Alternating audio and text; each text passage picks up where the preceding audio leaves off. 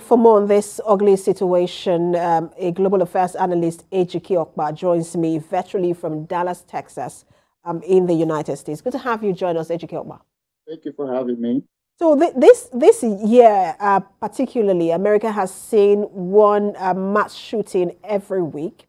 But this particular mass shooting happened on a day where it is seen as one of the happiest days in America, and also a very significant day in the history of the country. So let me get your reaction as to this mass shooting. Well, it's unfortunate. You heard the president say there's no guarantee. America is a very violent country.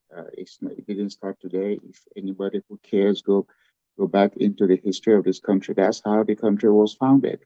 The reason we have guns is because the early settlers felt that the way to defend themselves, that everybody should have the rights to have guns. That's why we have it in the Constitution and the Second Amendment. No other country in the world has that. But unfortunately, the intention of that amendment or provision in the law, in the Constitution, has led some people to now do whatever they want to do. Gun don't kill people. Bad people use gun to kill people. I'm licensed to carry gun in Texas. I'm not going to be going to go shooting people. But then you have so many people in the country who, for whatever reason, either have health issues or have, some personal challenges. And they seek times to do the things they do that get national attention. It wasn't too long ago, somebody went to an elementary school and shot up kids. So you look at every president that has been in office, this sort of mass shooting has happened. There's no particular day it should or shouldn't happen. So this particular person of interest chose to do it on the 4th of July, which, when they know there'll be people out there. So they planned it. It's very unfortunate. It makes everybody wonder what's going on.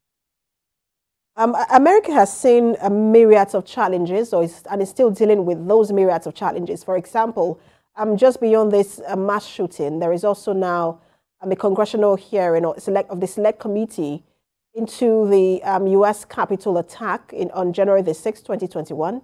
There are also issues around discrimination in terms of policing.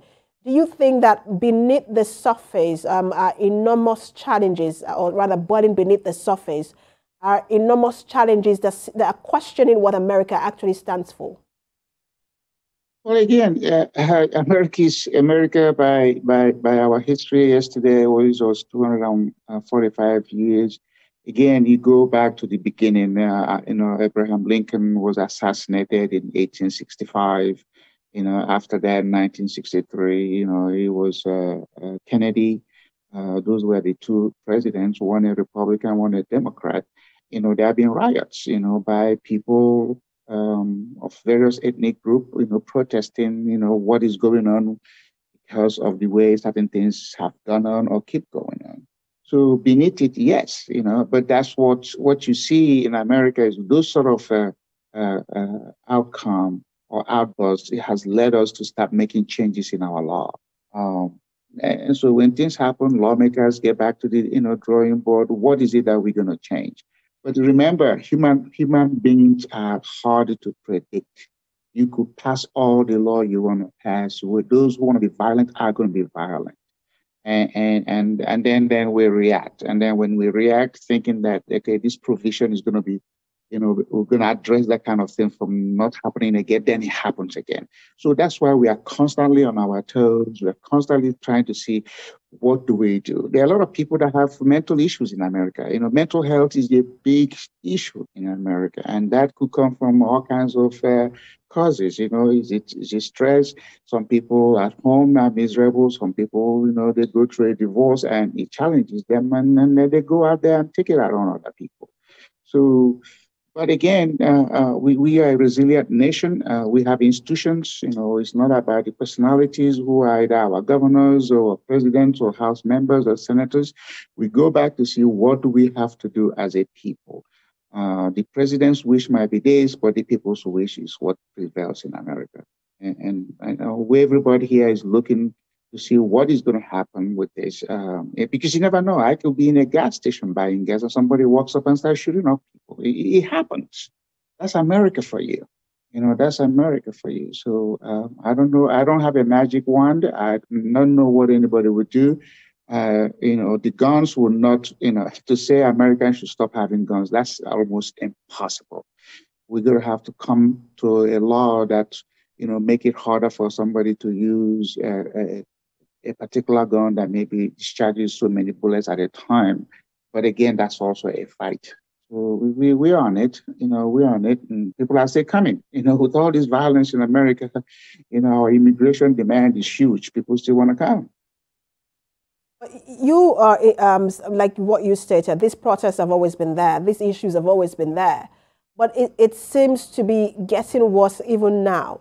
And you've talked about laws. It takes a lot to make those laws when you look at the partisanship in Congress.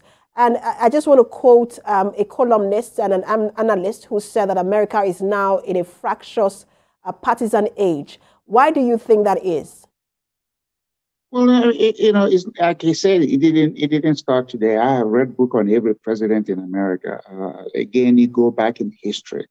When Lincoln was there, it was a divisive thing. It was because of civil rights, because he pushed for the, emancipation of Black people. And some people didn't like him. The guy who killed him, he's a white guy, who's by then America wasn't even into citizenship. He was a German guy.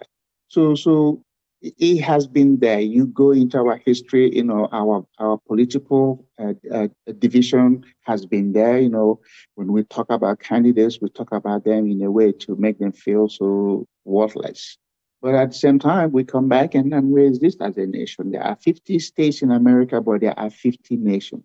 There are 50 nations in the sense that their laws are different. You've heard about the issue about the abortion, what's going on, and everybody's up in arms. The Supreme Court just simply said it shouldn't be a federal matter, it should be back to the states. And not only is it back to the states, there are periods we have to have, in which case you can do the abortion, and then after that you may not. And then it's a fight. Because we have rights and we have earned those rights by the laws we have passed.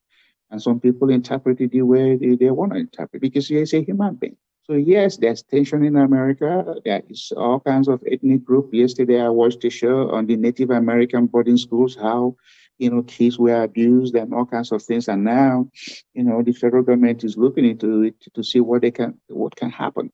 And our history has not been very glorious. It hasn't been very honest. Well, every nation has had that sort of history. It's just that in America, we tend to talk about it and we tend to seek redress and we tend to seek ways we can do things to prevent it. But no nation can come out and say, oh, they are not having issues. America's challenges is what makes us want to sit up every day and say, what can we do differently? What can we do better? The rights for everybody. Yes, we may have rights. Some people still feel that they are better than you and you should be less than them. And those things create tension. The racial relationship in America is very tense. But we've made progress. We keep working on progress. What is very challenging is that it's harder to legislate human behavior or morals. It is very difficult. The human being is not like a machine that you can program and expect certain outcome. When it comes to human nature, you could do all you want. I mean, let's go back to the Bible time. I mean, wasn't Jesus crucified? When Jesus was here, were things was it milk and honey? There were challenges. That's just nature. So we keep improving and hopefully we get to time, in our life or life after us, that certain things will not going to be happening, but that's, I guess, will be the end of Earth. And I hear you when you say America is America. Sorry, every country has its own challenges, but when it comes to mass shooting, America is an outlier country. Thank you so much for talking to us. I'm sorry, I've been told. I've been told. I really want to give you time to respond. I've been told I have to go. Global Affairs Thank analyst you for having me. Ejike Okpa. Thank you so much for talking to us. Thank you for having me.